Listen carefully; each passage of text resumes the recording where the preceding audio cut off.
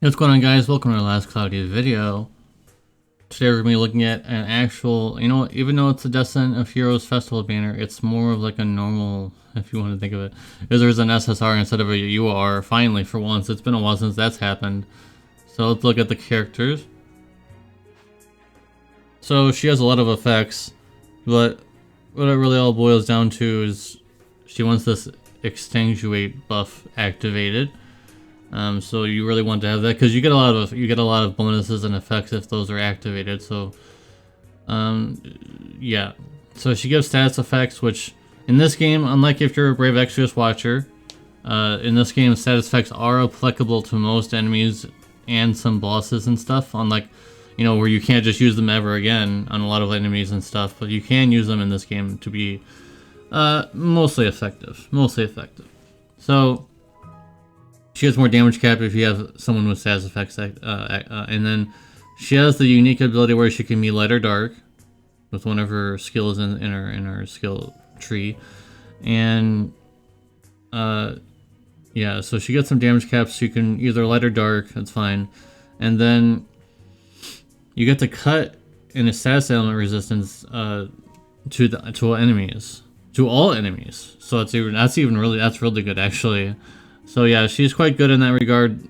Much better than I'm pretty sure she's probably better than Dido. I think she probably is probably gonna be the newest status effect queen.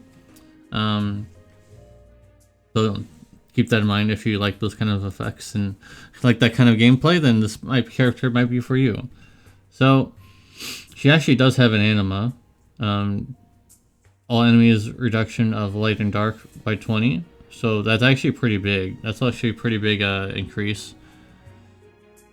Or decrease. She does not have true dual wield, so that's kind of unfortunate. So maybe you want to just stick with one weapon, perhaps? I mean, you can still do two, but...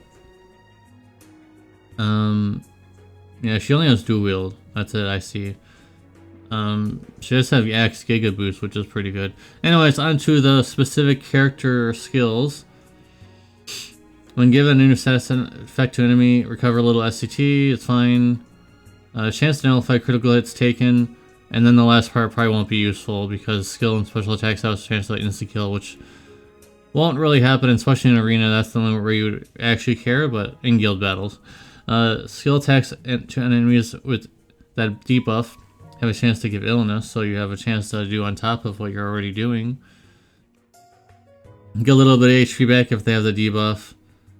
When skill or special attacking enemies with the debuff, you get a little bit more damage. You get to nullify some physical attacks, and you can blind them. You get some anti-type effects.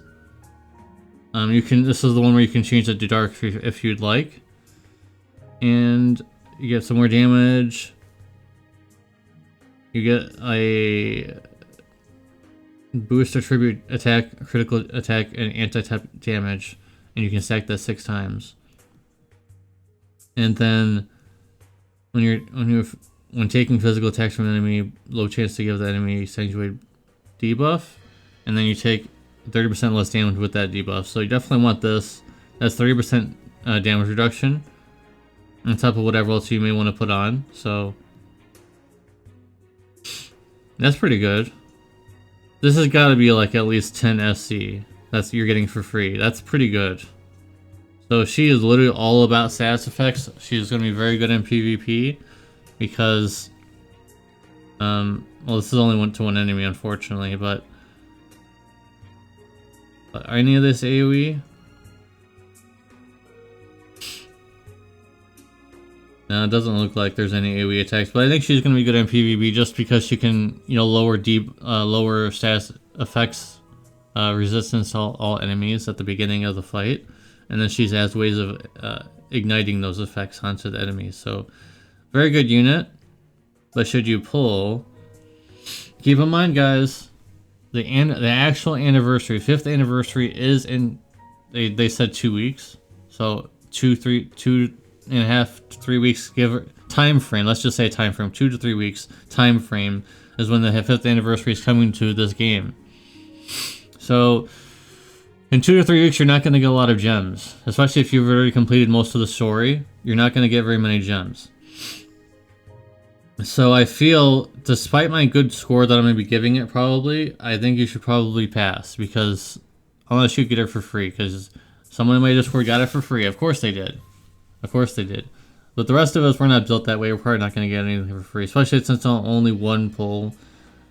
It's not a huge pull for free, so, and there's no tickets for her either. So I think you should skip. I'm going to give her an 8.5 though. I think she's very good, but I think you should skip.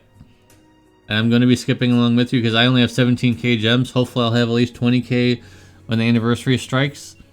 And the Arc, definitely going to be very useful with her because you get 35% extra damage if they have status ailments. When you flinch, you take physical mitigation 20%, and then you get a continuous regeneration effect. It's not a high regeneration effect, so it's not that good.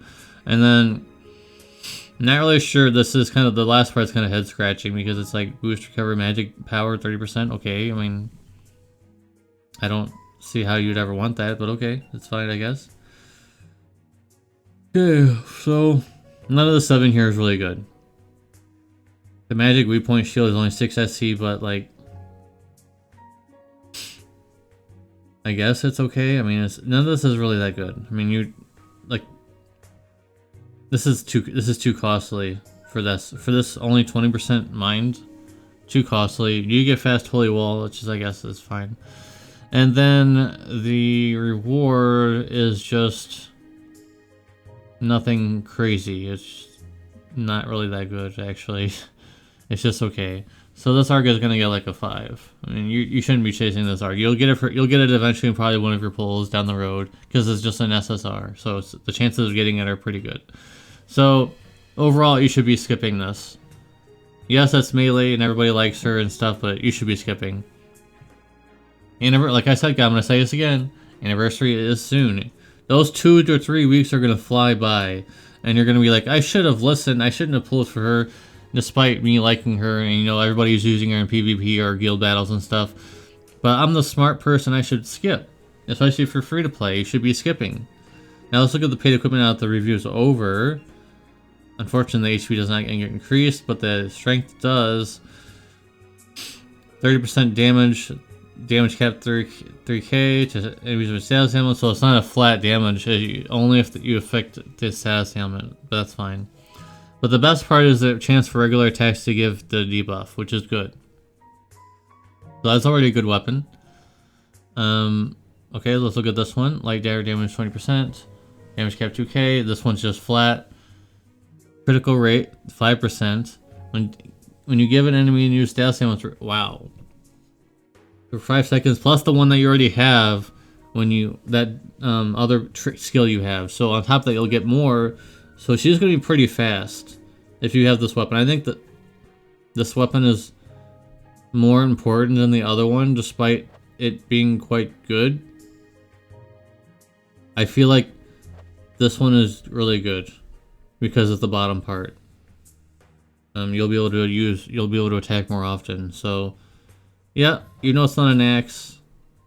If you can get both, then you should get both if you're a whale. But if you're free to play, you don't care about this. If you're a dolphin, you probably shouldn't pull still. Even if you're a dolphin, you probably shouldn't pull. That's just my opinion, guys. Let me know in the comment section down below if you did pull, or are you skipping for anniversary, because you know the anniversary unit is going to be really good.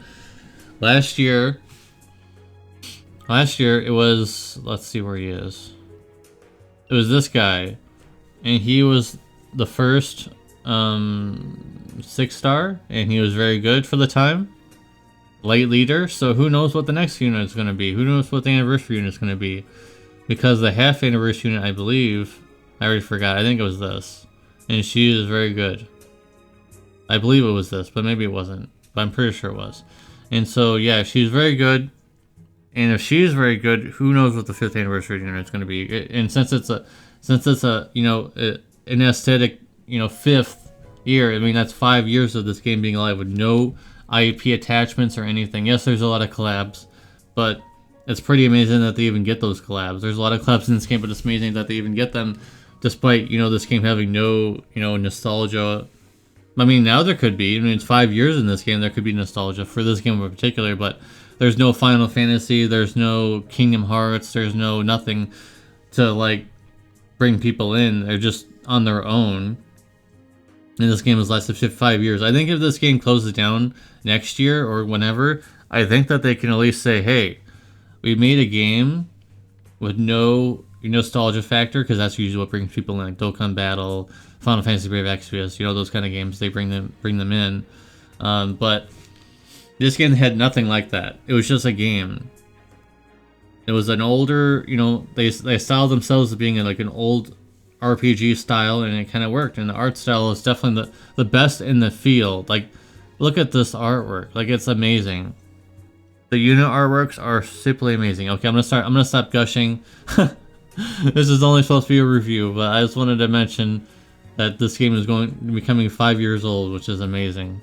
Just wanted to say that. Anyways, I'll see you guys in the next video. Peace.